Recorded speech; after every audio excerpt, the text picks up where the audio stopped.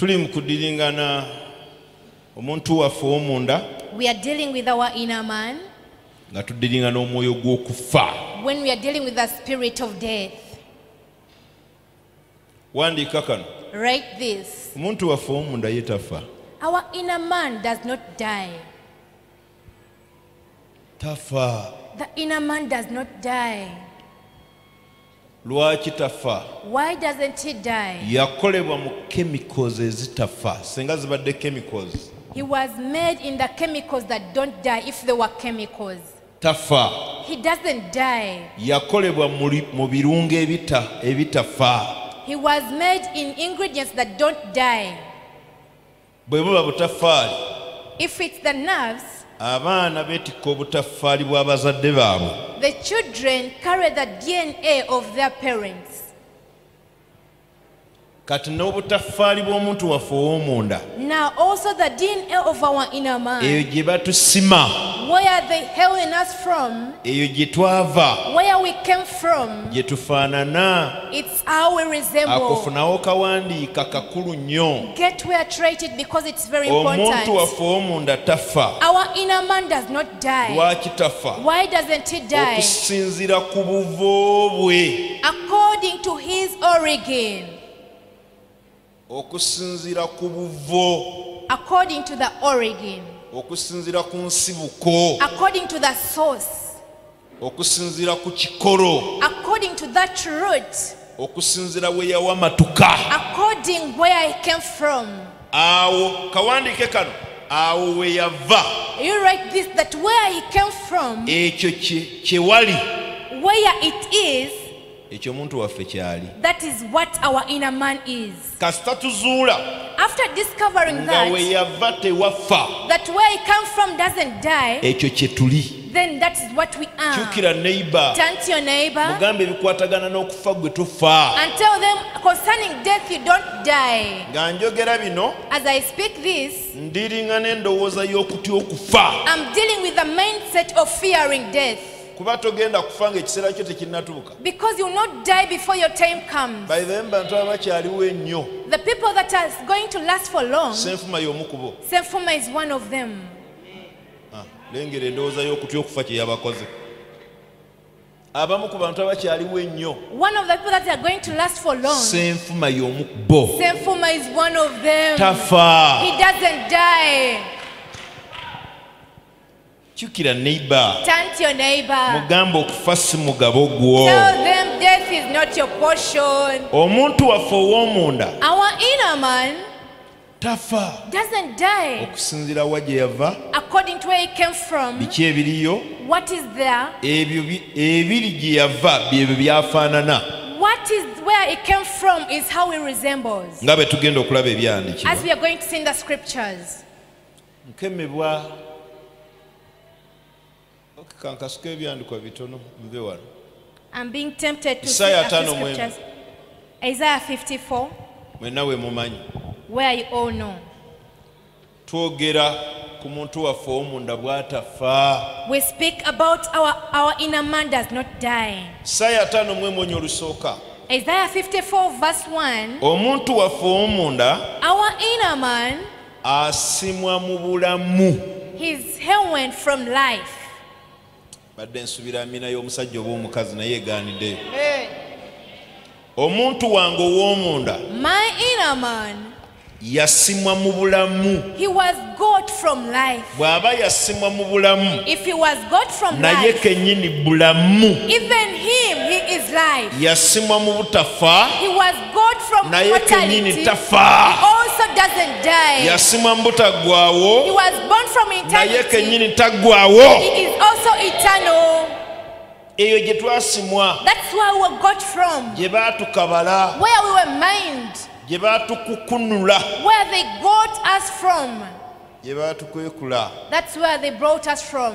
Twasimwa mu bulamu We were got from life obutafa of not dying. obutaggwaawo. That is Kati eternal. ebyokufa tobiriimu. Now you're not part of death. Kyukira neighbor nze Turn sifa. to your neighbor and tell them, I do not die.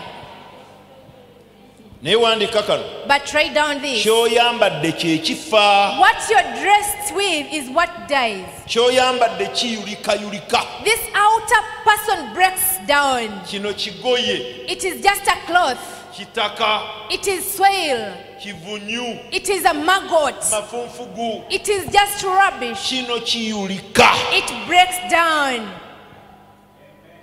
kifuna ebituulituuli, kifuna kibotokabotoka. It gets holes and is broken down.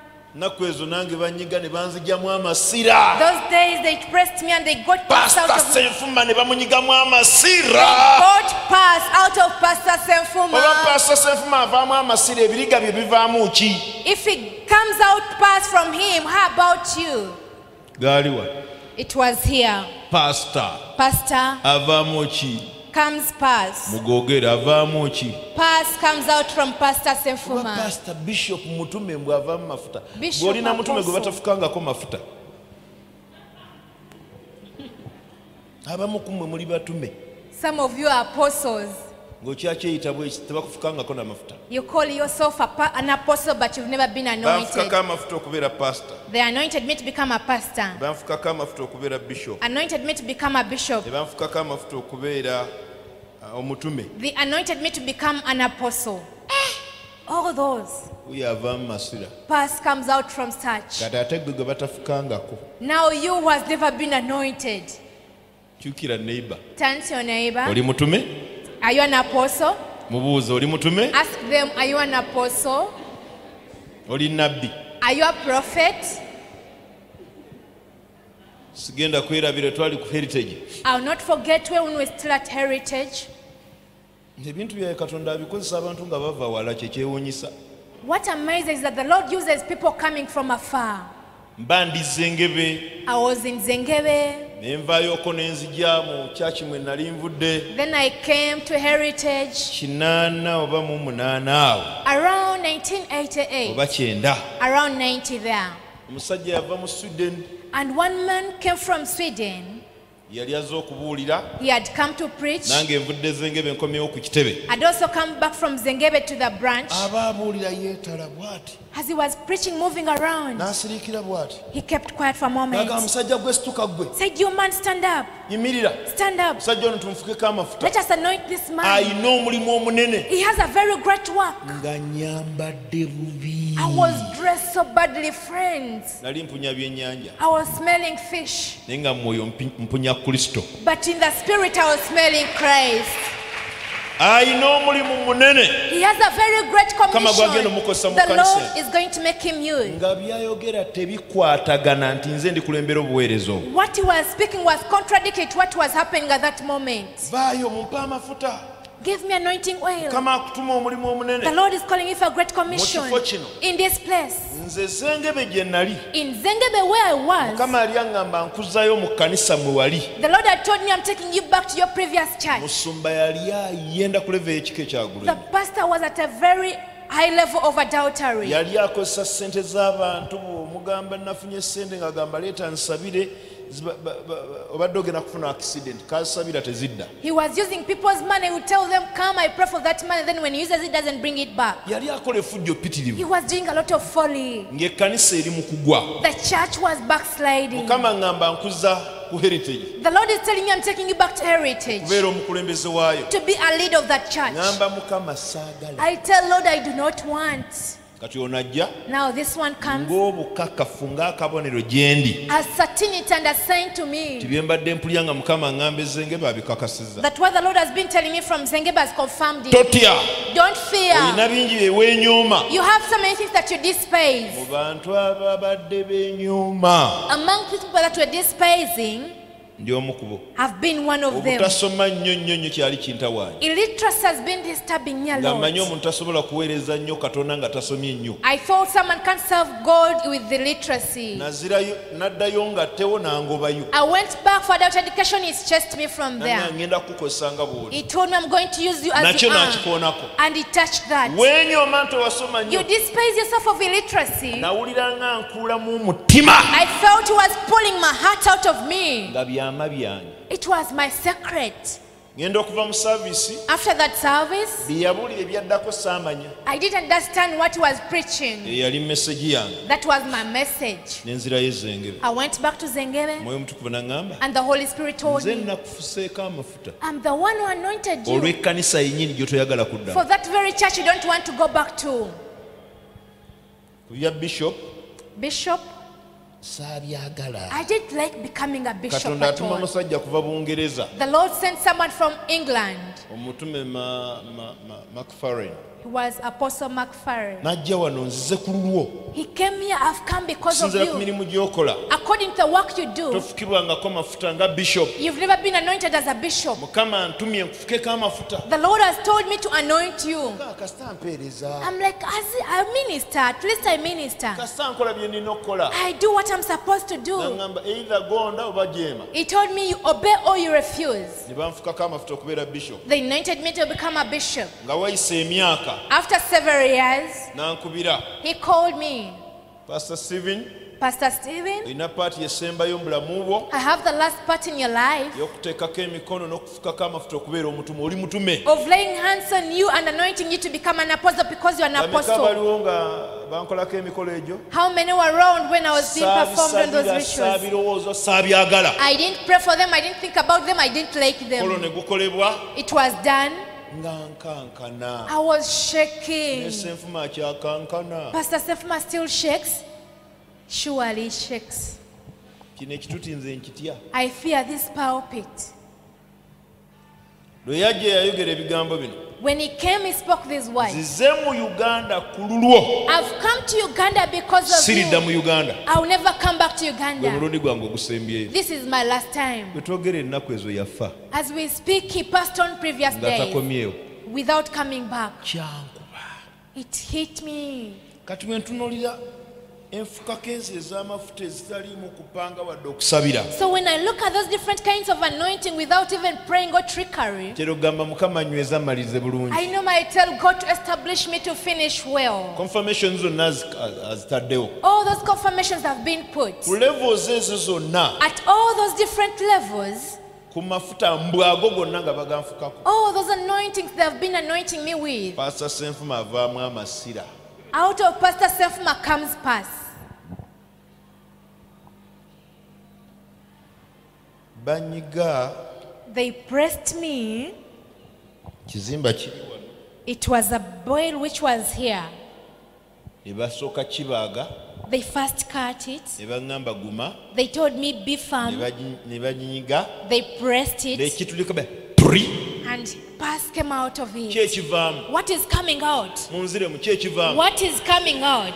tebaagala nagoogerako balinga abatagali Pus was coming out of Pastor nziraamu mangu Sefuma. ddala ki ekigali Tell me what was coming out. wandiika kino bw'oba oyagala Write this if you like. omubiri gwo masira Your body is pus. piwa masira It's pure pus. figayo masira Your figure is full of pus. tumbo eyo masira Your legs is pus. essira liri mu bbina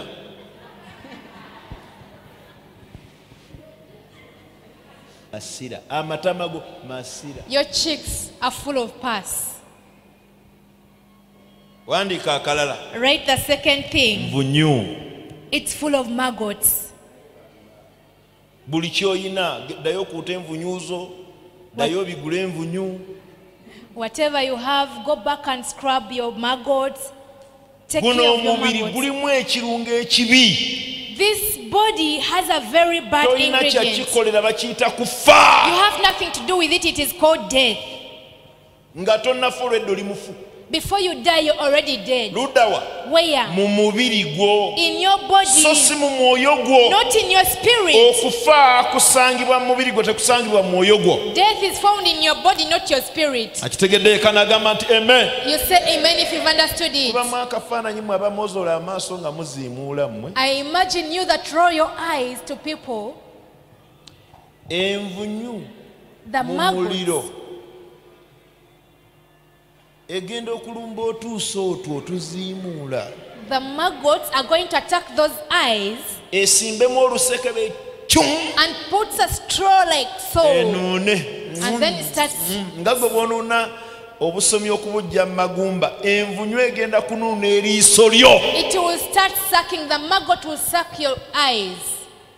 Guno omubiri mufu, This body is dead. bunyu, It is maggot. masira, It is pus. mafunfugu, It is husk. tegukulimba. Let it not lie you. Gyebaleka abooluganda. Well done, brethren.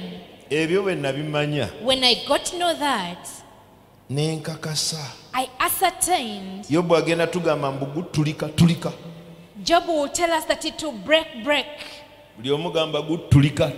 Tell everyone it breaks. Olumu gutulika gwayuuya. Sometimes it breaks while yawning. Pripipips.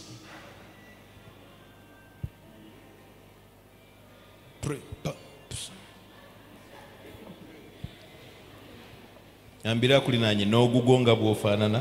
Tell your neighbor likewise as you. Bulijjo tugamba abagenda mu bufumbo, We always tell the married oyo gw'otwala ajja kufuuyira. that the one you're taking will Genda ng'okimanyi. go knowing it.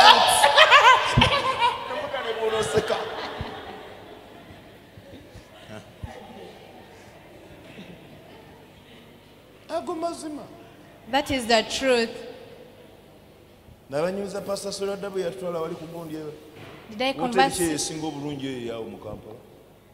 Serena Did I converse of how Pastor Serada was at Serena Hotel? nali omu ku abo abaabulira Namboole. I was one of those people that preached in Nambole. Olwolumu tumanyi okwetwalayo ne mukyala wange olwolumu. Sometimes we go there with my wife. Ku mulundi guno baatuyitanga abaabulira Namboole. This time they called us as the preachers who were at Nambole. Buffet. It was a buffet Eva kuno paka eri. from here to the other side. Ne tulya. Then we ate. Ne tulya. We ate. Biseera ebyo tetwalina mpisa mu kulya. We didn't have manners in eating those times. Tulya kukkuta, tetulya migaso. We eat to satiety, not because of benefits. Lya buli ky'oyagala. You eat whatever you want. Tikka essowaani endala. You get another plate. N'otabula olubuto. Then you mix in the stomach. Wayita essaawa 3 ku 4 ng'owulira embuutu n'emizinga mu lubuto.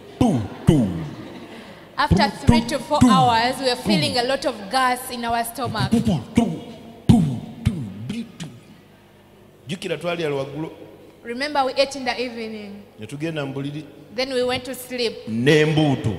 with our gas inside. Then we started releasing. Byaliwa ng'ate ononkwata otya ensobi. It was at my place, not. Mu kifo ky'okwogera ku balala kanneeyogereko. Instead of speaking about others, let me speak about myself. Ogwange gwe wasooka okutulika. My- Ogwa pasita.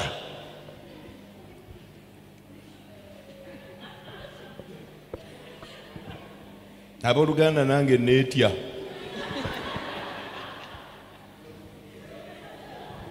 Omuvunuzi wabivuddeko ajjukidde ebibye. Ako ke mulaba aseka ajjukira bibye. Tasekerera nze ajjukidde ebibye. Amen.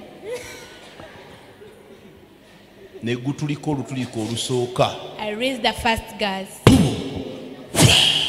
I raised the first gas. Shh. Ekyagwa mu kisenge.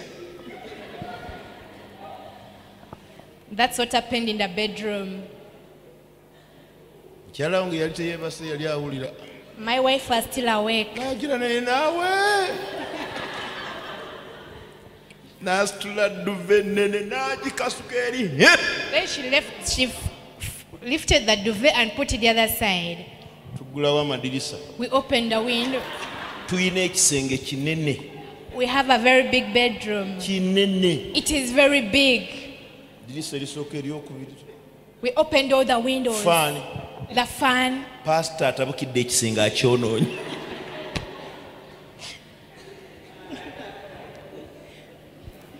Eno mwe musekerera nze.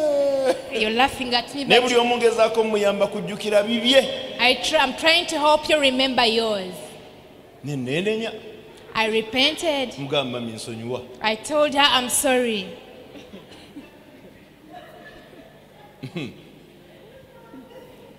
Dakika nga teziiseewo nnyingi. A few minutes elapsed. yansasula mu cash.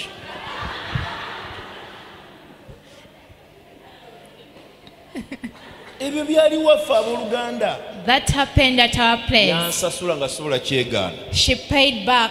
Ne mmanya kati tugudde ddulo tekyali anenya munne. And I knew we were now drawn. Kyukira akuli naye. Turn to your neighbor. Mugambe zino nvunyu z'oyambadde zino. Tell your neighbor, you're dressed in maggots. You're dressed in maggots. Mvunyu. It is maggots. Masira. It is pus. Mafunfugu. It is husk.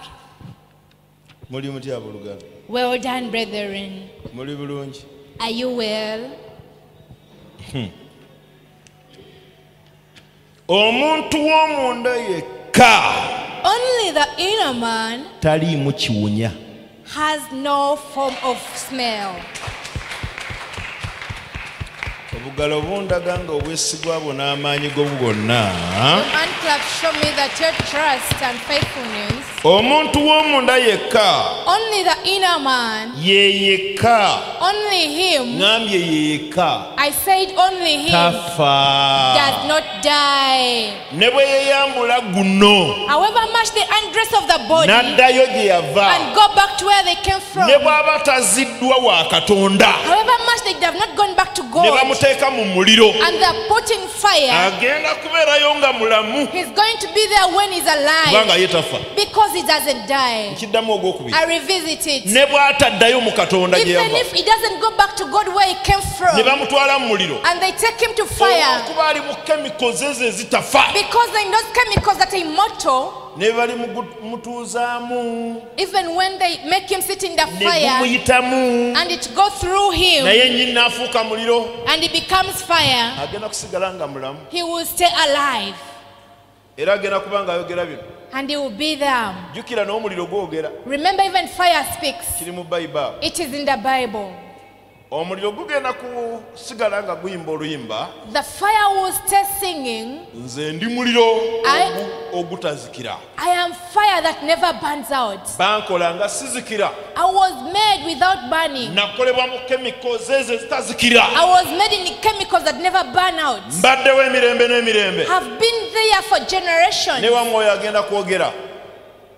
Nange And you also speak as the nakolebwa mu Spirit. chemicals ezitafa. I was also made in chemicals that don't die. Obutazikira obw'omuliro The unceasing of the fire, nga bugattiddwamu obutafa obw'omwoyo, when it's mixed with the eternity of the Spirit, bibeerewo mirembe na mirembe na mirembe, terina kubala myaka. and they'll be there for generations and generations without counting years. Mukama bwe yandabikira n'anjigiriza bino, When the Lord reminded me of this, natulika ne nkaaba. I cried, I burst and Olwa cried. kitange eyandeeta ku nsi, Because of my Father who brought me on the eyava world, mu bulamu nga takkiriza Yesu, who left the world without believing Jesus ekyo Christ, ekitafa that which doesn't ne die, kigenda okusikira omuliro ogutazikira. that went to inherit eternal fire. Era awo we nava okubaguka okubuulira enjiri, And from then I started preaching the si gospel, bantu bawone buwonyi bulwadde, not for people to get healed of the kubanga ne diseases, Yesu bwe yazuukiza baddamu ne bafa. because even those that Jesus resurrected Naye died ekyo again. ekitafa But that which doesn't kirema die kusikira muliro ogutazikira. do not inherit the eternal fire. Bw'oba obuulira enjiri, If you're preaching the ekyo gospel, kibeere kigendererwa kikulu. let it be your chief goal. Ekyo ekitafa That which doesn't die kirina kyansi emu yokka, has only one chance okutereeza ebyasoba to make right what was nga wrong kikyali mu mubiri. when it is still in the body. Kasa kiva mu mubiri After departing from the body, tekyaliyo kiddako. there is no chance at all. Genda mu Ebbulaniya essuula ya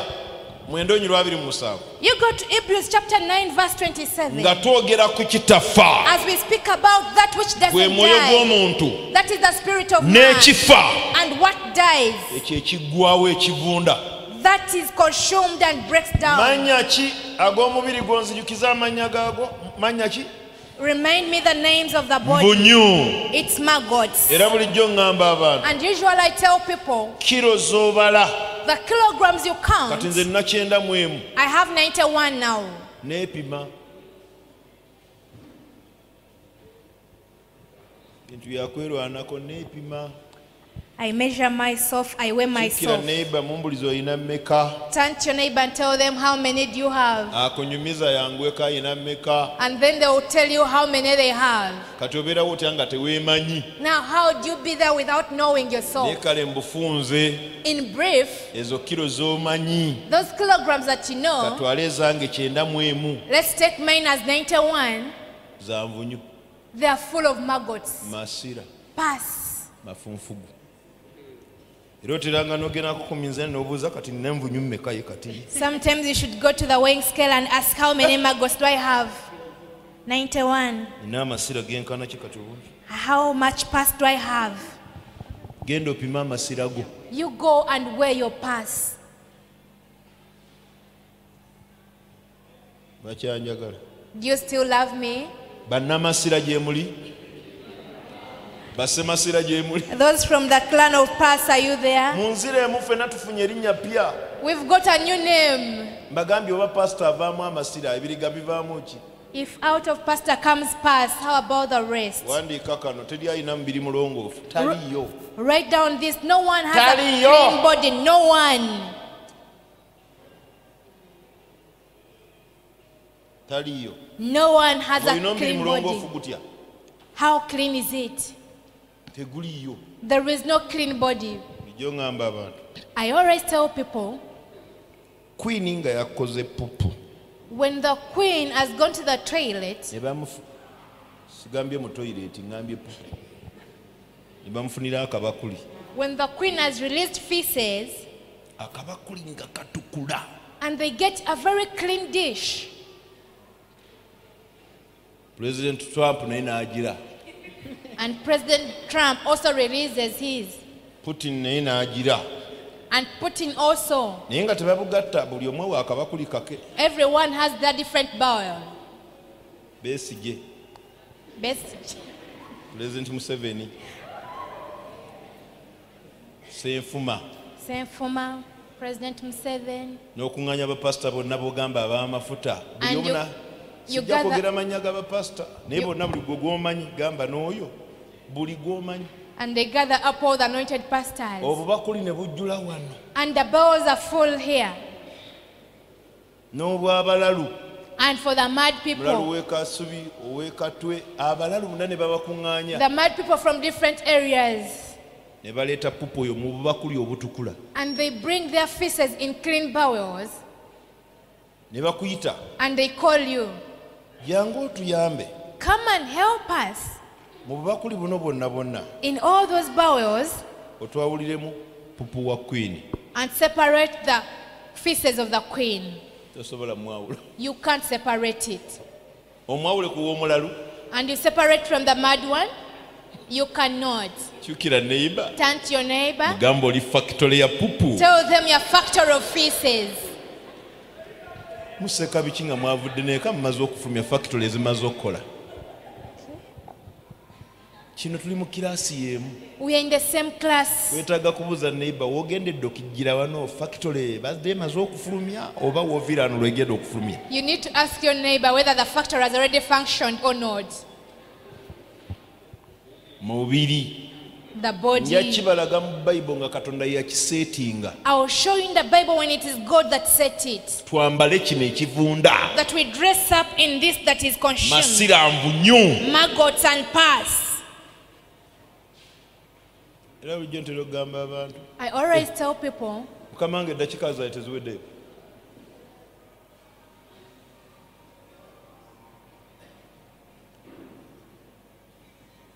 Buli ekigugwamu betu everything that enters you, kyonooneka. it gets spoiled. Whatever enters you gets spoiled. Singa tufunayo giraasi If you could get a glass, ng'etukula a clean glass, n'owandamu amalusu go. and you spit your saliva in it, and you spit several times, Egiraasi nejjula and the glass becomes full, n'ereeta n'ekyovu nga nakyo kya malusu go. and it even brings some kind of form of Ne saliva. nkugirayo emitwalo gyange ebiri ninamu ebiri temutya. And I get for you my 20,000 shilling, Ne nkugamba and I tell you, nkusaba wuuta amalusu ago. I I request you to take up your saliva. Gaani gago Whose is it? It is yours. bwe gavudde mu kamwa gagudde luddawa Where has it come mu from? giraasi etukula It has gotten into a clean kati glass. nkutegeddeko emitwalo 2 Now, put for you 20,000. gawuute You take that. wulira n'omubiri gwetya gwekanze nejjukira gwekanze gwo Even your body is fearing your own body. nga twambadde envunyu As we are putting on maggots. mafunfugu Verse 6. masira Pass. ebyo bwe mbimanya When I got to know that, bye binkuba ne bwompanika n'onteeka eri waggulu mmaliza nga mbona awanika masira bannange senga badde amanyi awanika nvunyu njereere the horrors hit me up. Even if you lift me so much, I already think about myself as maggots and pass.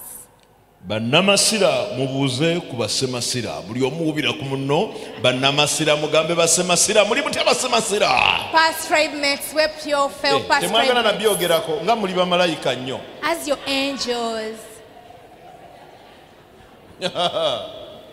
juzi basse omwana waffe They killed our daughter recently. abooluganda omubiri guwunya Friends, the body can smell. wabeerawo ekintu ekiwunya wansi w'enjuba If there is something that can smell under the omubiri earth, gw'omuntu gwa mutawaana nnyo the body of a person can smell surely.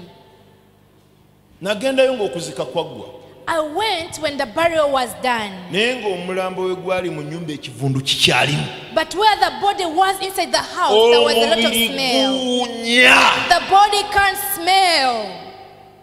kyova olaba abasiraamu tebakusaagisa That's why the Muslims bury kasita immediately. bakakasa nti wagize mwangu weego When they know that you're dead, they bury you immediately.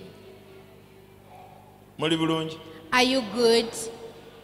emmere neyingira nga mmere The food that enters as food nefuluma nga naawe ogitya and gets out when you're also fearing it. luli nabagamba I told you, bw'ogirya neegugwamu when you eat it inside, you eat, you pack yourself. toyagala na bantu kulaba You even don't want people to see you eating. emmere yange My food. fenna twatule nga bw'ogaya bw'ogaana Let us all say, my emmere yange food, my yogera food. yobadde otya Speak it while chewing, my food. mululu It is, ne wamala wabeerawo ekigigoba and if something is trying to chase it, nga wagiridde mu woteri ennene and you ate it in a very big hotel, sente mpitirivu a lot of money, munze sirya mmere ya wansi kirasi ya waggulu gye ndi mu fine me I'm high class, I eat expensive gy'olidde mu food. woteri ennene What you- negibalidde mu tonninyira kasita egenda mu lubuto yonna efuuka pumpum Wherever you eat your food from, whether expensive or in a low place, it always becomes maggots.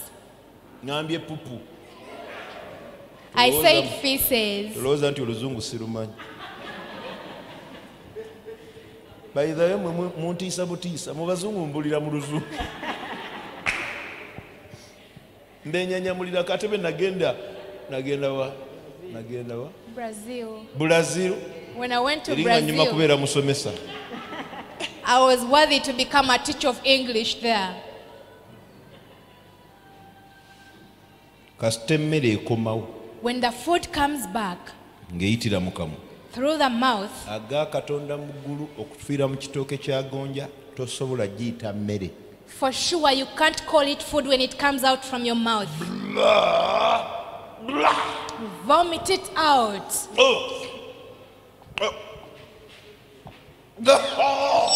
Vomiting that food. toyinza gamba baana mulete akabakuli You can't tell your friends to bring a bowl and put in that food. n'owulira nga biweddeyo You feel it's over n'okakasa biweddeyo and you ascertain that the food is over. n'ogamba njiddamu ogwokubiri And you tell them, I'm eating it the second time. nga twambadde ekintu ekizibu We are putting on something that is hard. ate ki ekitulimba And it's what deceives us. ekintu ekivundu Something that rots. kye kituugula It takes us astray. kyekyatwambadde nga kizibu abooluganda What we are putting on is a very kyo kyennyini difficult thing. kikimanyi tekigenda mu bulamu butaggwawo It knows it's not going to inherit eternal life. somera Abaebbulaniya 9:27. Read for me Hebrews 9:27. Bakolinso ekisooka 15:5. 1 Corinthians 15:50. Omubiri gwe twambadde tegugenda. The body we are putting on doesn't Bayibuli go. guyita nvunyu. The Bible calls it maggot. Masira. Pus. Kivundu. It is rotten. Teguyina gye gulaga. It is not going anywhere. Wandike na kano bw'oba oyagala. Write this if you wish. Eggulu. Heaven, Eggulu ly'omubiri gwo. the heaven of your body, Y'ensi mw'otudde. is the earth you're seated in. Teguyinaayo kintu kirala. It has no other place. Kyova olaba gukusaba buli kye gwagala. Mpa! That is why it asks for whatever it Mpa! wants. Give Sirina me, gye ndaga. give me, I'm not going anywhere. Mpa! Give me. Kuba teguyinaayo ssuubi ddala. Because it has no other hope. Teguyinaayo ssuubi ddala. It has no other hope. Buli kye gulaba mpa. Whatever it says, give me. Mpa oyo mpa. Give me that, give me Laba this. akagoye mpa. See that dress, give Bwe me. sikafuna siina we If ndikafunira. I don't get it, I won't get it Omusajja anywhere. wuuyo mumpe mpa. Give me that husband. Give me that Laba husband. ekikazi mpa. Give me that lady. Embiri gyaffe gijjudde mpa. Our body is full of give me. Kubanga teguyina ggulu ddala. Because it has no other heaven. Wano guli mu ggulu lyagwo. Here it is in its heaven.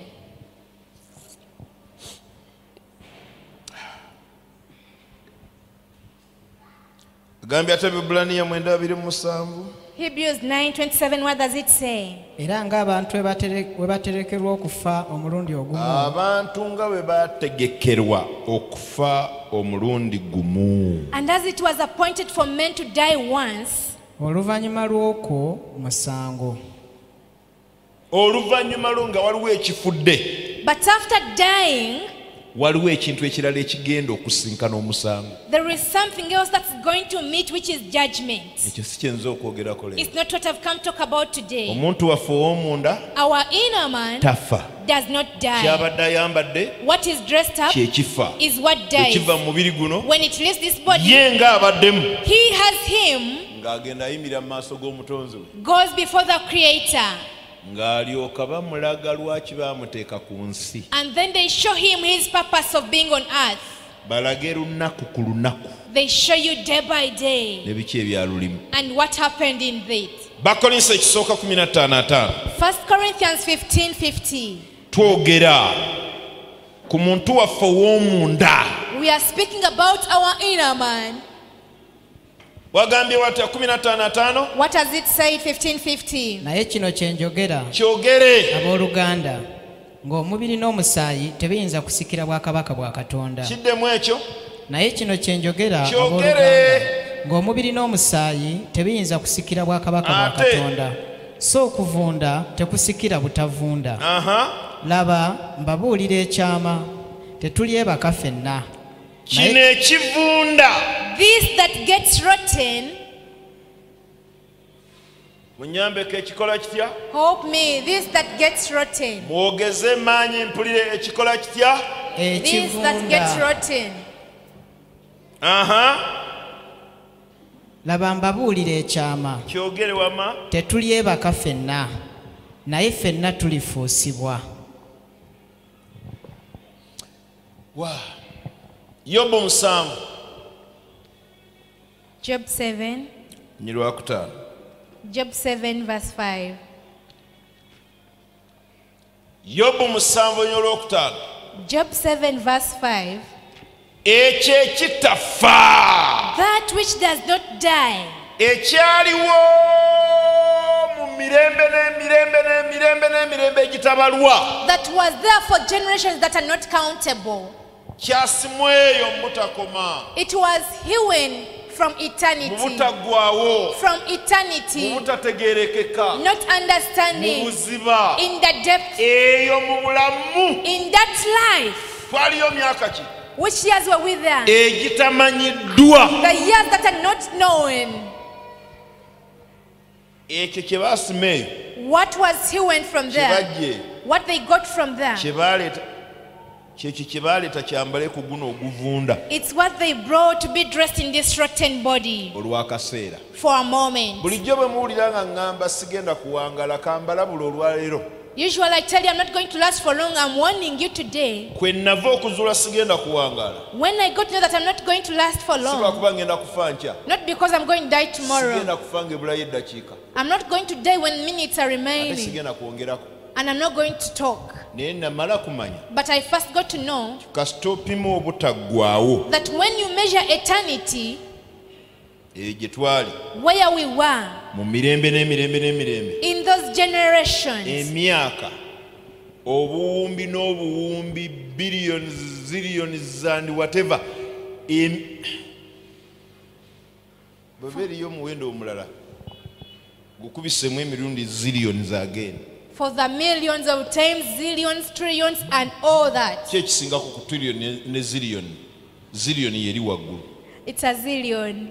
Kati zillions emirundi zillions. Now zillions multiplied by zillions. Okubisemu zillions oyongezeeko zillions nazo ziba ne zillions nga teziggwaayo. And you multiply Zillions ezo zillions ne zillions ne zillions z'emyaka. and you multiply with zillions and zillions infinity times. Gye twalimu. Where we were. Kati twava eyo. Now it's where we came from. Ne batuleeta mu buno obuggwaawo. And they brought to us in this which Buli is babuyita consumed. butaggwaawo. The other one is called eternal life. Amakulu gaakyo buno bukola butya? Meaning that this one, Munziremu buno bukola butya? this means that this one is not Kati eternal. bw'obala emyaka gya wano egiggwaawo Now if you count these years that are not eternal n'ogibala and you count them, bwe baasalawo tubegerako ennyo when they decided to count for us, myaka 1,000 lwe lunaku lumu 1,000 years is one day. bw'omala emyaka 1,000 After spending 1,000 years wano ku nsi here on earth, mu nsi y'omwoyo bw'owangadde olunaku lumu in the spiritual world, you've been there for bwe one day. namanya ekyo nagamba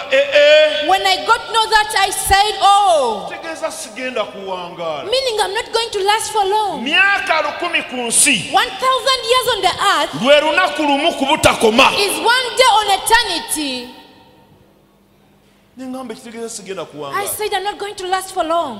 nava mu kusaba n'okusiba nga ninga akolezebwako omuliro I ended fasting and prayer and fasting as if I was ignited. I'm not going to last.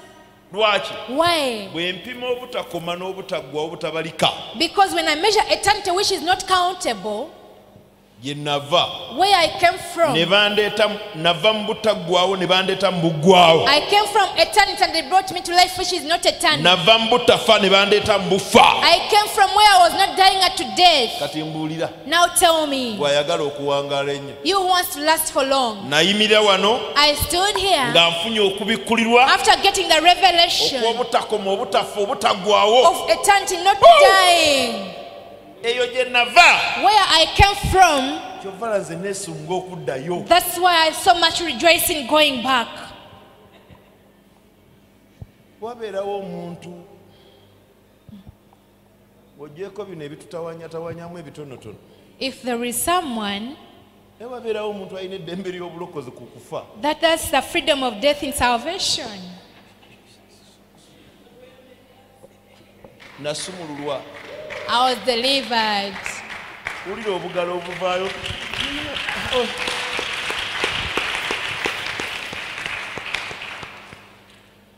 bwe namanya ekyo natya When I got to know that, I feared. wangi I said, naŋŋamba ekyo ekitafa and he told me that which doesn't die, kyava mu butakoma it came from eternity. obutaggwaawo In that teri incorruptible, kufa there is no death.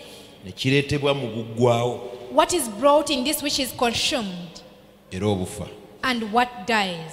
bwe namanya ekyo When I got to know that, kale abantu bazze kunkansolinga people have come to counsel me several.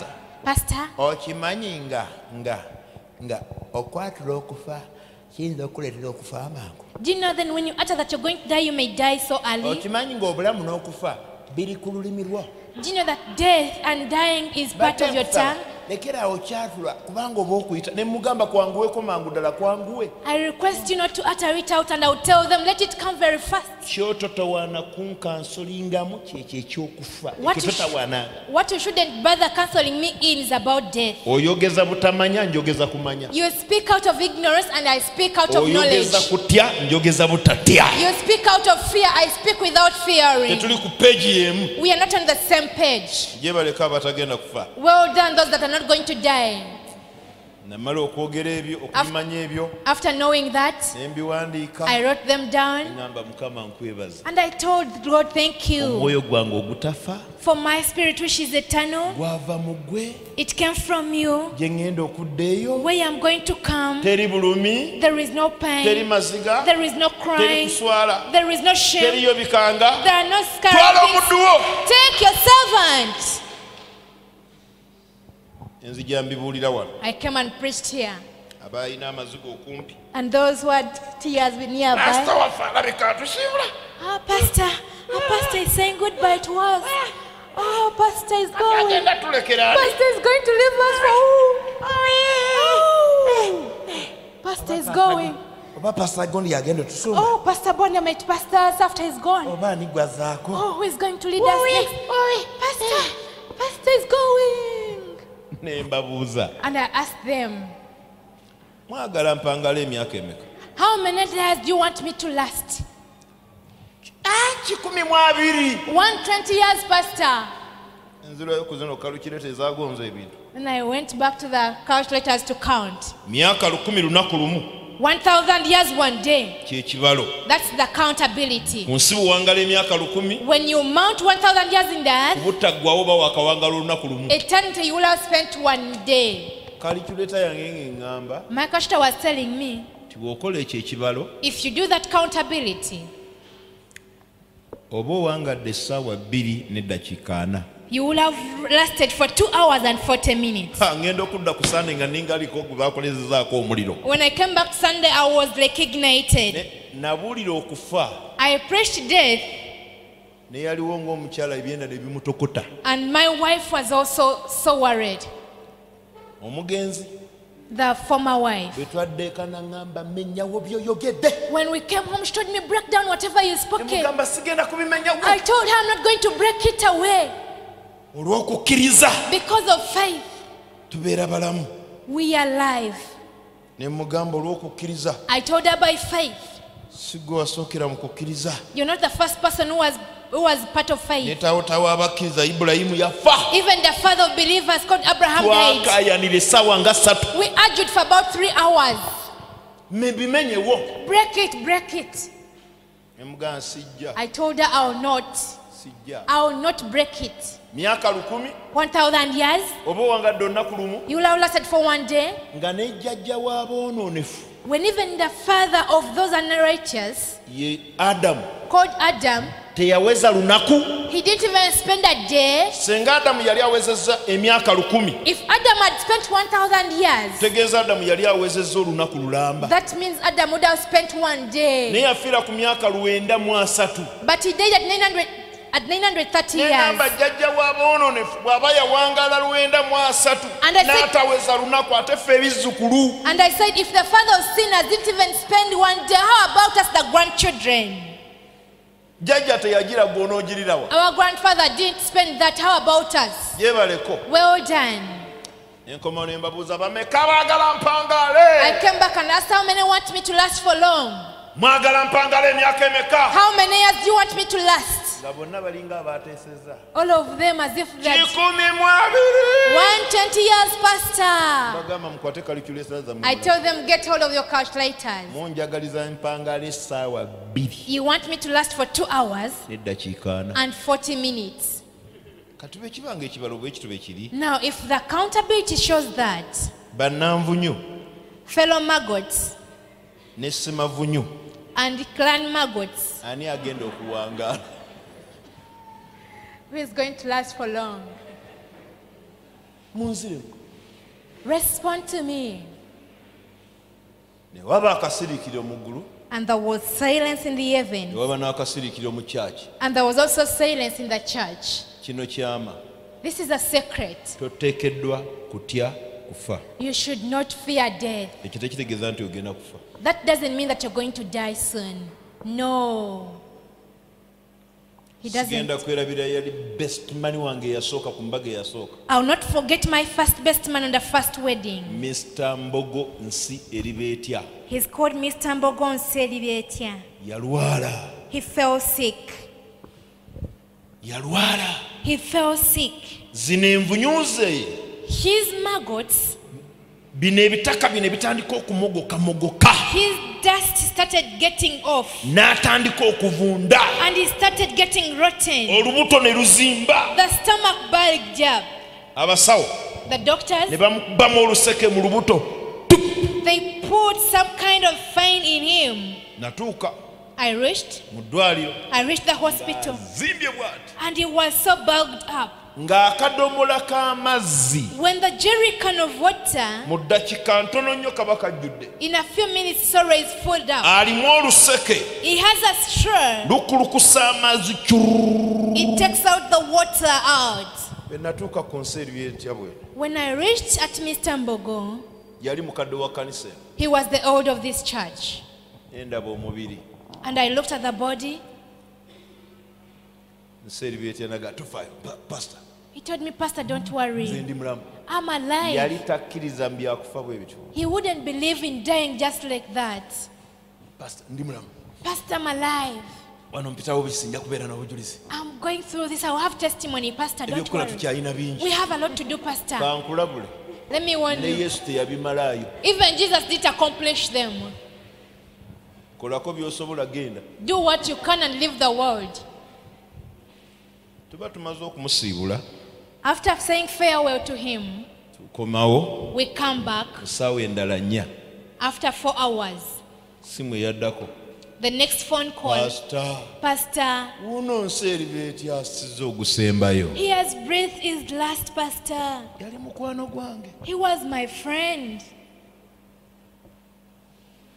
Kano kawandiike bw'oba oyagala, nze oyinza okuba ng'onkyaye naye kukawandiike. Write down this if you so Si wish. gwe wasookera mu bulamu. You're not the first person to be alive. Okawandiise musawo oba tonnaba? Musawo obadde oti. Era si gwe ogenda okusembayo. And you will not be the last.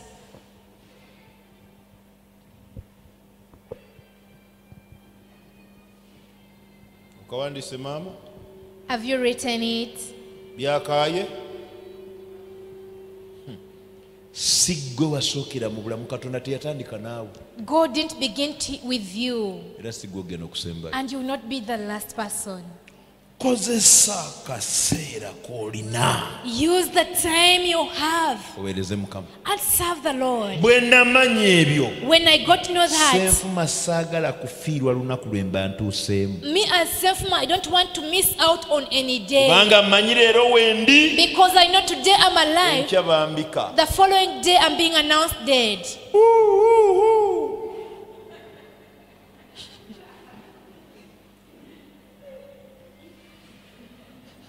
Nze neebuuza eri Katonda wange. I have questions to my Manyi God okumubuuza. when I'm asking Him, Mukama kiki ekirinzita? Lord, what will kill me?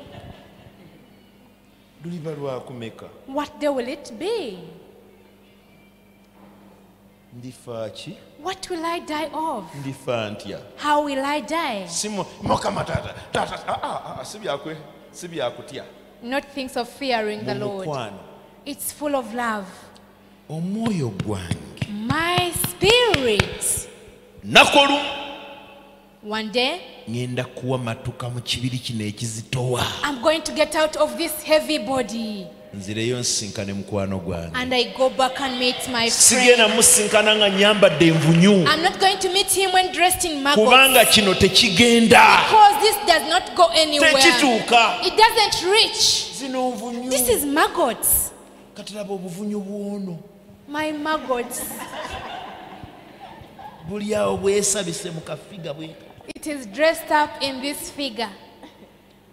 Maggots. N'onywa soda. You take soda, you give maggots, Ate n'afuluma nga ssusu golaba bikwatagana. and gets out as urine. Tosobola kwetega tunoga soda wafe ono yenna. Agendera awo. Kano kalango. This is an announcement. Bw'obanga oli emmere, If you're eating food, yita abantu. call people Bagambe bw'oti. and tell them this. Mujje, Come, tulye, we eat pupu. our feces.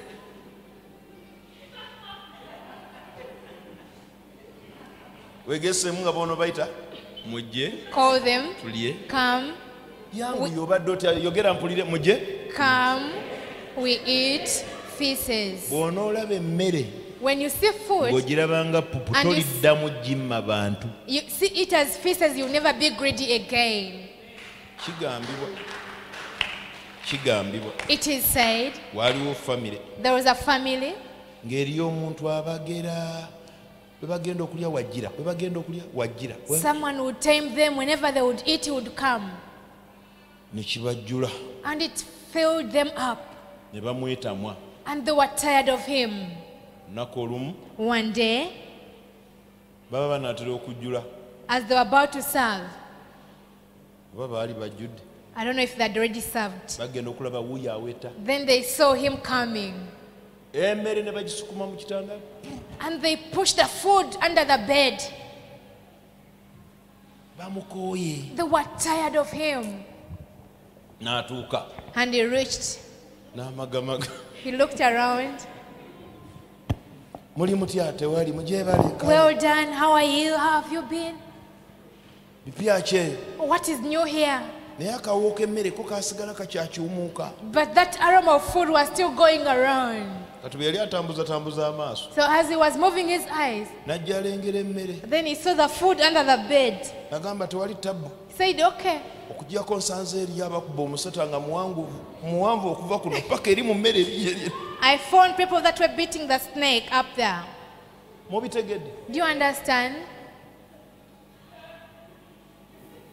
lekeraawo okumma abantu emmere Stop being greedy over food to ne people. sente Even money. sente si sente Money is not money. sente bipapula Money is just papers. ate ebyo tukozesa okuweereza mukama And it's what we use to minister to God. gamba amina mpulire Say amen.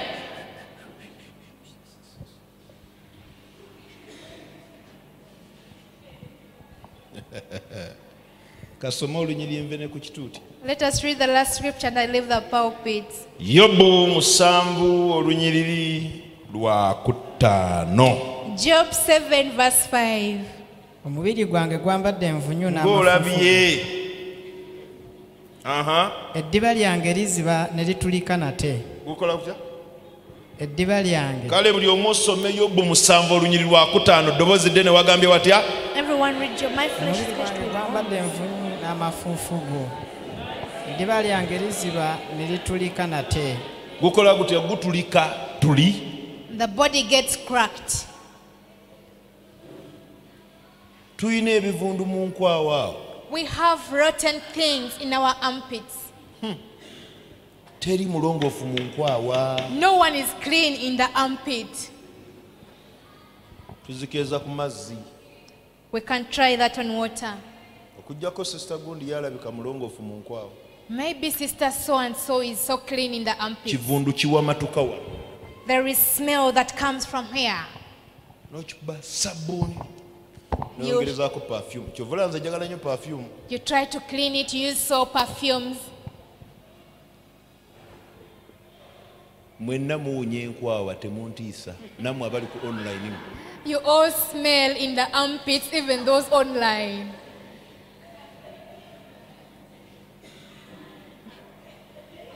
kivundu wano Rottenness in the ne armpit. bw'onaaba However much you shower, kiva eri munda it comes within. muli mutya bannanvunyu How are you, fellow maggots? muli mutya bassenvunyu How are you, clan maggots? wulira obulango buno Listen to this. oli mulungi n'abo abakuwaana nti oli mulungi ng'omwoyo gwe gukyatudde mu mubiri gwe You're beautiful, and people tell you're beautiful when the body is still seated, when the spirit is still seated in the kasitoso body. ogusembayo When you breathe your lust, teri akwagala no one loves you. teri yakwagala No one loves you. ate teri mulambo mulungi And there is no good corpse. egimu gifa giseka Some corpses die while laughing. naye ne bwe gusekerera abantu baguteekayo But when they laugh, even the people bury it.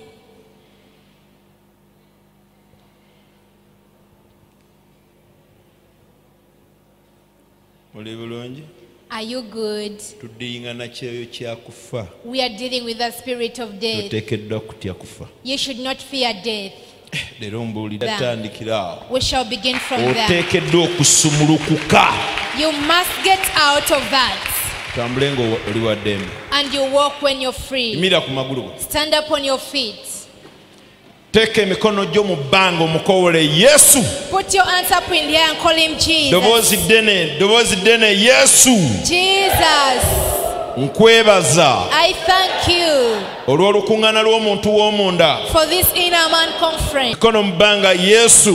Jesus, with your hands lifted Nkwebaza. up, I thank you. Luno lwe lunaku lwe nninawo. This is the day I have Okukozesa omubiri gwange. to use my body Okugondera. to obey you. Ayi Omwoyo Omutukuvu. Oh, Holy Spirit, Nyamba. help me Onzigyeko okutya okufa. and take out the fear of Kubanga death, si mugabo gwange. because it is not my Nze portion. wa mwoyo. Me as a spirit, Nzigyako okutya okufa. take away fear of death, Kubanga si mugabo gwange. because it is not my portion. Nze ndi bulamu. I am life. Nava mu I bulamu. came out of life. Nasimwa mu I butakoma. was get out of eternity. Nava mu I butagwawo. came out of Nava eternal. mu buziba. I came from the deep. Eyo gye nava. Where I came from, Gye nnina okudda. where I have to come Ayi back. Omwoyo Omutukuvu. Oh, Holy Spirit, Sitya kufa. I don't fear to die. Sigenda I kufa. will not die. Ng'ekiseera kyange tekinnatuuka. My time is not yet. Mpakanya buli kyonna I